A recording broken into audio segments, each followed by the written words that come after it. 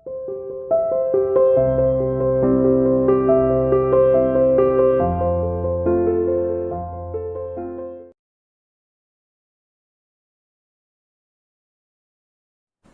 dear student, welcome to C International School online classes.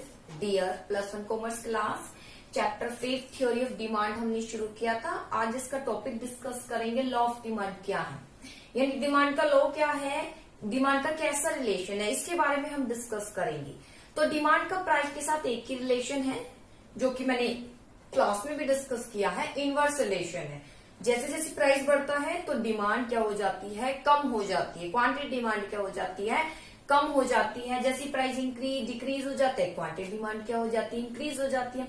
तो price demand में inverse relation होता है, उसके बारे में डिस्कस करेंगे किस तरीके से डिमांड कर्व बनेगा। चलिए, लॉ ऑफ डिमांड क्या बताता है, अदर थिंग बीइंग इक्वल, अन्य बातें समान रहने पर। अन्य बातें मीन्स जो आप अभी लास्ट आपने वीडियो में देखा होगा कि प्रेफरेंस है, एक्सपेक्टेशन है, इनकम है कंज्यूमर की, या सब्स्टिट्यूट कॉम्प्लीमेंट्री गुड्स, उन सबको हम नहीं ले रहे। केवल वस्तु के प्राइस ले रहे हैं। इसका जैसे खुद का क्या प्राइस है, वस्तु का इसका प्राइस क्या है, उसको लेकर हम चल रहे हैं। Other thing being equal, quantity demand increase with a decrease in on price of commodity. Quantity demand क्या हो जाती है, इंक्रीज, जैसे जैसे इस वस्तु का प्राइस क्या हो रहा है, डिक्रीज। और क्वांटिटी डिमांड हो जाती है डिक्रीज, जैसे जैसे इस वस्तु का प्राइस क्या हो रहा है, इंक्रीज। दूसरे वर्डों में कहे, there is an inverse relationship है between quantity demand and of the commodity and its own price. हमें ये पता भी है कि इनवर्स रिलेशन है क्वांटिटी डिमांड में और वस्तु के प्राइस में। Other thing being equal, other thing being equal मतलब जो मैंने अभी बताया, अन्य बातें समान है। अन्य कौन सी बातें समान है, जो डिमांड के डिटर्मिनेंट है। डिटर्मिनेंट में जो प्राइस को छोड़कर बाकी जो डिटर्मिनेंट थे, कल फंक्शन हमने करे थे, यानी जिसमें सब्स्टिट्यूट गुड्स का प्राइस था, इसके अलावा इनकम थी, एक्सपेक्टेशन थी, ठीक है। ये सब फैशन चेंज हो जाता है तो उसके अकॉर्डिंग क्या डिमांड पर फर्क पड़ता है, ये सब कांस्टेंट है, यानी इनमें कोई चेंजेस नहीं है, सिर्फ चेंज हुआ है वस्तु का प्राइस। तो क्या प्रभाव पड़ेगा, तो फिर क्वांटिटी डिमांड के बिटवीन और प्राइस के बिटवीन कैसा रिलेशन है, इनवर्स रिलेशन उत्पन्न हो जाएगा। जैसे जैसे प्राइस बढ़ेगा क्वांटिटी डिमांड क्या हो जाएगी, डिक्रीज हो जाएगी। चलिए देखिए किस तरीके से हम इसको शो करेंगे, किस तरीके से हम इसको एक्सप्लेन करेंगे डायग्रामेटिक प्रेजेंटेशन के द्वारा। डायग्रामेटिक प्रेजेंटेशन वैसे पहले भी हम डिस्कस कर चुके हैं, वही है डायग्राम, बस अब लॉ ऑफ डिमांड को हमें टेबल के थ्रू शो करना है। ठीक है, देखिए किस तरीके से हम शो करेंगे। मान लीजिए वस्तु का प्राइस है, आप कोई भी डेटा बता सकते हैं, वस्तु का प्राइस है, ठीक है। प्राइस क्या हो रहा है, चाहे डिक्रीज दिखाइए चाहे इंक्रीज दिखाइए, आपके ऊपर डिपेंड है, ये क्वांटिटी डिमांड है। प्राइस मान लीजिए क्या हो रहा है, डिक्रीज हो रहा है, 5 से 4 है, 4 से 3 आ गया, तो क्वांटिटी डिमांड क्या हो जाएगी, इंक्रीज हो जाएगी, ठीक है, इंक्रीज हो जाएगी। जैसे मान लीजिए 3, 4 एंड 5 है। इसको अब हम शो करेंगे कहां पर, डायग्रामेटिक प्रेजेंटेशन के थ्रू। बेटा इसको शो कर सकते हो, अदरवाइज आप सिंपल शो कर सकते हो, जैसे यूनिट को यहाँ दिखाओगे आप, ठीक है, और प्राइस को यहाँ दिखाओगे वस्तु के, ठीक है। फिर आप क्या करना है, आपको कुछ नहीं, डिमांड का पता है आपको, कर्व इस तरीके से बनाया जाता है, डीडी, ठीक है। आप इस तरीके से शो करोगे, 2 लाइनें डिनोट करोगे, आप बिना इसके भी शो कर सकते हो, ठीक है। तो मान लीजिए पहले प्राइस पी था तो क्वांटिटी डिमांड इतनी की जा रही थी, क्यों, जब प्राइस कम हो गया, पी से P1 हो गया, जैसे मैंने यहाँ दिखाया P से P1, तो बेटा इतना दिखाने की जरूरत नहीं, आप इस तरीके से भी शो कर सकते हैं टेबल के बाद।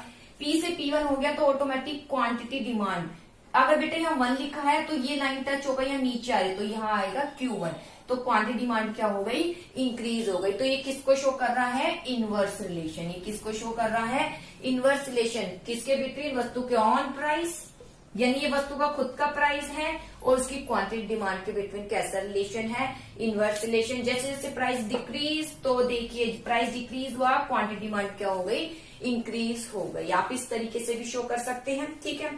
बाकी जैसे टेबल है, आपकी बुक में टेबल है, PX है, प्राइस 1098 लिखा हुआ है, क्वांटिटी डिमांड 100, 150, 200 है, तो आपको कुछ नहीं क्या बताना, ये शेड्यूल शो कर रहा है कि जैसे जैसे प्राइस डिक्रीज हो रहा है 10 से 9, 9 से 8, तो क्वांटिटी डिमांड क्या हो रही है, इंक्रीज हो रही है, 100 से 150, 150 के बाद कितनी हो गई, 200, ठीक है। आई होप समझ आया होगा।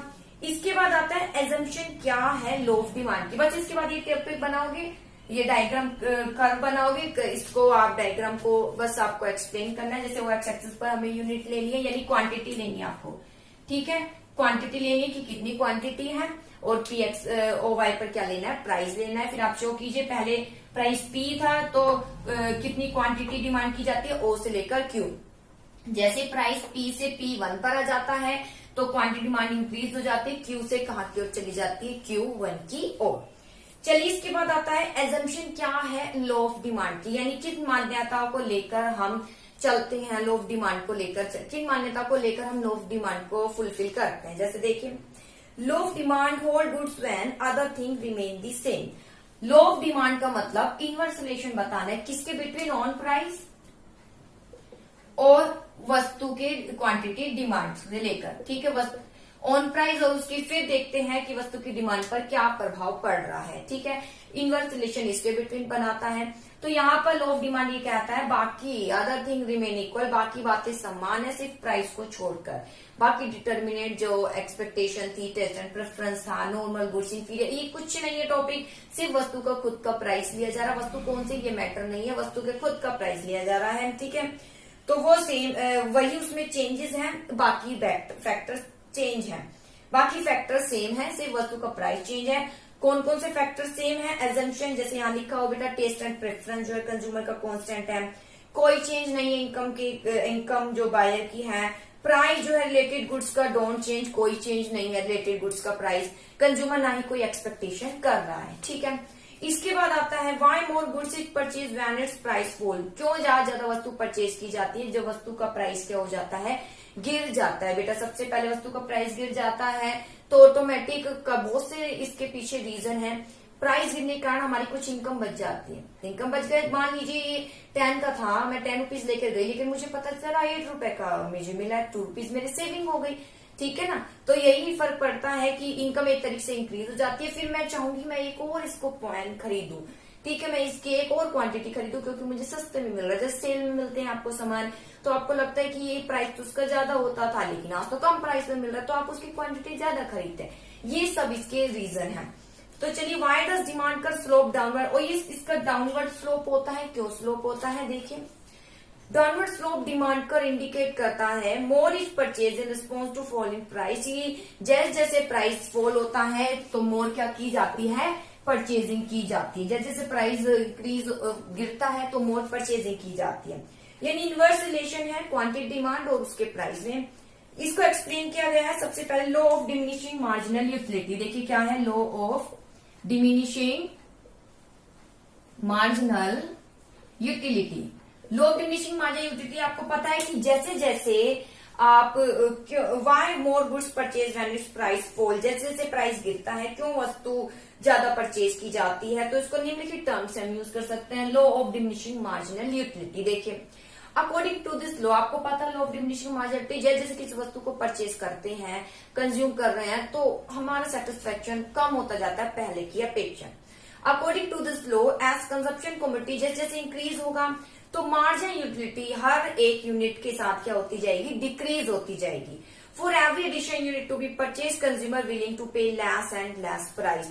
इसलिए अगर वो उससे कम सेटिस्फाई होगा, अब केवल उस वस्तु को तभी खरीदेगा जब उसका प्राइस क्या हो जाएगा, डिक्रीज। ठीक है, बहुत ज्यादा यूज कर लिया, किसी का वस्तु का बहुत ज्यादा कंज्यूम कर लिया है, अब आप केवल उस वस्तु को तभी खरीदोगे जब उसका प्राइस क्या होगा, कम होगा। ठीक है, जब उसका प्राइस क्या होगा, कम होगा। तो देखिए प्राइस कम तब आप वस्तु को खरीदोगे, तो मैच हो गया ना। क्यों, जब प्राइस गिरता है तो डिमांड ज्यादा की जाती है, law of diminishing marginal utility के कारण। इसके बाद आता है इनकम इफेक्ट। ठीक है, दूसरा क्या आता है, इनकम इफेक्ट। इनकम इफेक्ट यानी जैसे जैसे प्राइस चेंज होता है तो इनकम पर भी प्रभाव पड़ता है। देखिए इनकम इफेक्ट का effect of quantity demand when real income of buyer change. जैसे जैसे रियल इनकम चेंज होती जाती है वैसे वैसे क्वांटिटी डिमांड भी प्रभाव पड़ता है। कैसे, प्राइस चेंज होने के कारण। इस पर टॉपिक है, प्राइस चेंज हो रहा है, प्राइस चेंज होता है, प्राइस इंक्रीज हो गया, इसका प्राइस इंक्रीज हो गया, मैं 10 रुपीज लेके गई थी,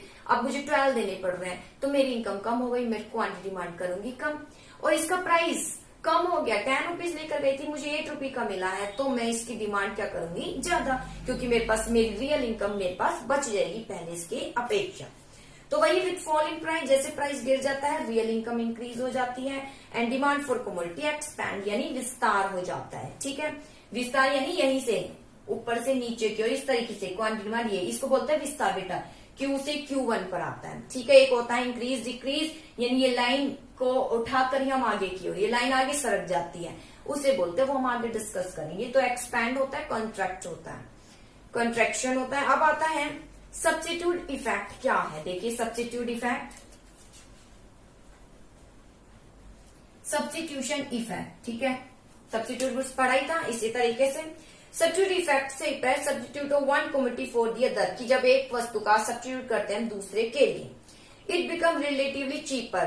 कब? जब वो बहुत हमें चीप लगती है। टी या कॉफी हमें बहुत चीप लग रही है, टी हमें बहुत चीप लग रही है, तो हम ऑलरेडी उसी को ही ज्यादा क्या करेंगे, बाय करेंगे। तो देखिए प्राइस गिरा, चीप हुआ, तो हमने उसको ज्यादा खरीदा।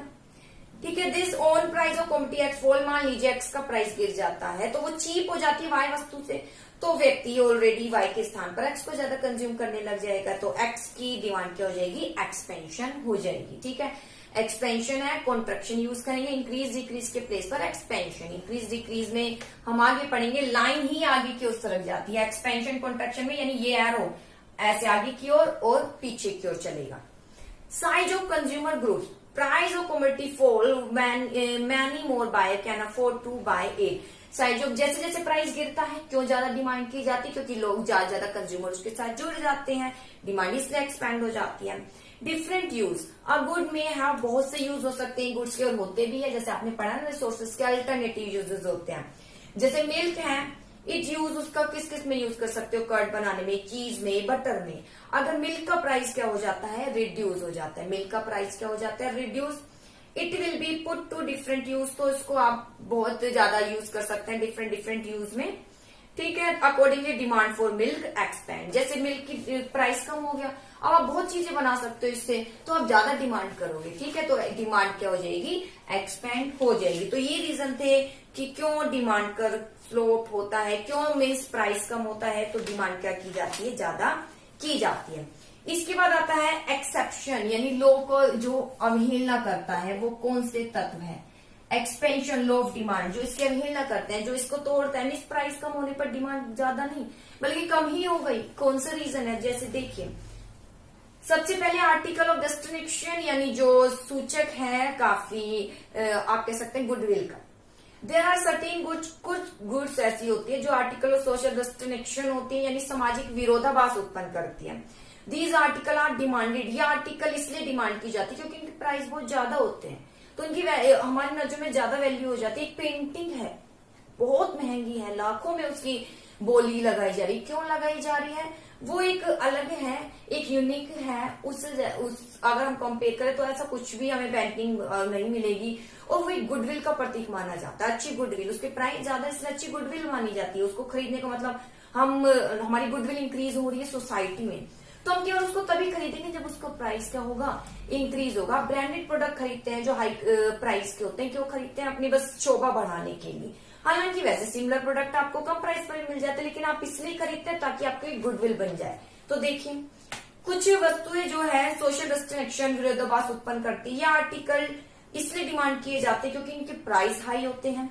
अगर बाई चांस के प्राइस क्या हो जाते हैं, गिर जाते हैं, फिर ये सामाजिक प्रतिष्ठा का सूचक नहीं माना जाएगा, डिमांड इसकी क्या हो जाएगी, श्रिंक हो जाएगी, डिमांड क्या हो जाएगी, श्रिंक हो जाएगी, कम हो जाएगी। दीज गुड डिफाई, इस प्रकार ये लो ऑफ डिमांड को क्या करते हैं, अवहेलना करते हैं, या लो ऑफ डिमांड उत्पन्न नहीं हुई है। ठीक है, जैसे प्रीसियस डायमंड या विंटेज कार है। ठीक है, इसके बाद आता है गिफ्टिंग गुड्स। क्या है गिफ्टिंग गुड्स, वह गुड्स होती है जो हाईली इंफीरियर गुड्स को गिफ्टिंग गुड्स। तो इंफीरियर गुड्स में आपने देखा ना, जैसे जैसे प्राइस गिरता है तो हम ये मानते हैं और ज्यादा लो क्वालिटी की हो गई है, प्राइस तभी गिरेगा जब और ज्यादा लो क्वालिटी की हो जाती है। मेनली रूप से यही एक रीजन बन जाता है कि प्राइस क्यों गिर रहा है, उसकी क्वांटिटी कम हो रही है, उसकी क्वालिटी कम हो रही है, तब भी प्राइस जो है उसका गिर जाता है, तो उसकी डिमांड कम हो जाती है। Gifting goods highly inferior goods होते हैं जो शो करते हैं नेगेटिव इनकम इफेक्ट को। वैन जब प्राइस कमोडिटी का गिर जाता है तो डिमांड भी इसकी गिर जाती है। Even when they happen to be related, हालांकि चाहिए चीप क्यों ना हो दूसरी वस्तु से, इसलिए इसे गिफ्टिंग वस्तु बोलते हैं। जो इंफीरियर गुड्स को गिफ्टिंग वस्तु बोलते हैं। ये भी यहाँ पर लॉ ऑफ डिमांड लागू नहीं होता। अगला आता है इरेशनल जजमेंट। जब आप खुद ही विवेकी होकर जो है परचेजिंग कर रहे हैं, कुछ कंज्यूमर क्वालिटी को लेकर चलते हैं। वो कहते हैं कि प्राइस में कितना भी दूंगा लेकिन मुझे क्वालिटी अच्छी चाहिए, तो हाई प्राइस पर भी वो हाई डिमांड करता है। देखिए लॉ ऑफ डिमांड गिर जाता है, कर्व फेल हो जाता है जब कंज्यूमर क्वालिटी को लेकर चलता है, इरेशनल जजमेंट कर रहा है, ठीक है, तो वो हाई प्राइस भी पे करता है ऑर्गेनिक और नॉन ऑर्गेनिक प्रोडक्ट। ऑर्गेनिक जो अच्छी क्वालिटी के है, नॉन ऑर्गेनिक जिसमें केमिकल यूज होता है, ठीक है। तो रिचर सेक्शन सोसाइटी के ऑर्गेनिक प्रोडक्ट को ही खरीदते हैं ज्यादा मात्रा में, चाहे वो हाई प्राइस के ही क्यों नहीं हो, क्योंकि हाई क्वालिटी के होते हैं। तो क्वांटिटी डिमांड इसकी इंक्रीज हो जाती है, चाहे इसका प्राइस बढ़ रहा हो, कितना इंक्रीज हो, लेकिन रिच पर्सन इसको ही खरीदना पसंद करते हैं। तो यहाँ पर विरोधाभास उत्पन्न हो जाता है, यहाँ पर अवहेलना हो जाती है लॉ ऑफ डिमांड की। तो लॉ ऑफ डिमांड की कहाँ अवहेलना होती है? जहाँ एक प्रतिष्ठा का सूचक है, गुडविल बढ़ती है उस वस्तु को खरीदने पर, लेकिन हमारी गुडविल तभी बढ़ेगी जब तक उसका प्राइस इंक्रीज, जैसे डायमंड का प्राइस इंक्रीज है तब ही तो वो एक प्रतिष्ठा का सूचक माना जाता है और वो हाई प्राइस पर ही उसकी डिमांड हाई होगी, अदरवाइज लो होने पर कोई उसकी वैल्यू नहीं होगी। दूसरा है गिफ्टिंग गुड्स यानी इंफीरियर गुड्स। इंफीरियर गुड्स जैसे प्राइस कम होता जाता है, दूसरी वस्तु से सस्ती है लेकिन उसकी डिमांड क्या हो जाती है? कम, क्योंकि वो और घटिया क्वालिटी मानी जाती है। इसके बाद इरेशन, जब व्यक्ति चाहता ही है कि वो केवल क्वालिटी को देखे तो प्राइस को वो नहीं देखता, खासकर इस सेक्शन। तो वो क्वालिटी अच्छी लेना चाहते हैं, प्राइस कितना भी पे क्यों नहीं करना पड़े, हाई प्राइस पर भी हाई क्वांटिटी के डिमांड करते हैं, लेकिन शर्त होनी चाहिए कि क्वालिटी उसकी अच्छी हो। तो वहां पर फेल हो जाता है लॉ ऑफ डिमांड। तो आई होप बेटा आपको टॉपिक समझ आया होगा। ओके।